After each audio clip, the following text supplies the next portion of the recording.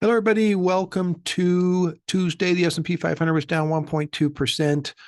Really has a lot to do with what's happening in the political arena right now. Janet Yellen, the Treasury Secretary, came out and said that yesterday after hours that the country would run out of money by June 1st. Extraordinary measures that they're already taking would expire by then, which is not far away and a lot sooner than expected. I think a lot of people were thinking more late summer as far as that goes. Could be a true statement, could be something to try to force, the hand of Congress to move faster. It's a little hard to tell at this point. We have a group inside the House, 64 members, that's bipartisan, called the Problem Solvers Caucus, that came up with a solution to push the debt ceiling out until December 31st. See what happens with that. There's also the Democrats in the House are trying to put together a bill to vote on the debt ceiling. There's a new mechanism or newish mechanism now inside the House to be able to get a bill onto the floor without the Speaker's approval, but they need 218 votes, which means if the Democrats get all of their votes, they still need 5 Republican votes to get that majority on the floor. And of course, if they have that majority, they probably can pass it and push it through. So that's probably what's going to happen in the end. My concern is that there isn't enough pressure. There's the markets are down today, but the pressure is going to have to come from some place to really get people to move.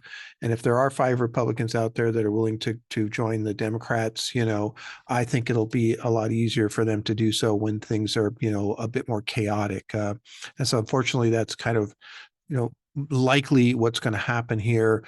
How the market responds to that's going to be very interesting because we've had this happen enough times, and each time the market has really gotten a little bit less in terms of the downturn. And this is maybe a little bit different, so we'll have to see how this plays out. But this is one of the advantages to kind of our system, in my opinion.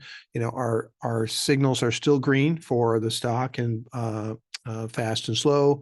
And then we've got, a yellow and a green on the bond side, same as yesterday. So, but when those go to red, we can get defensive.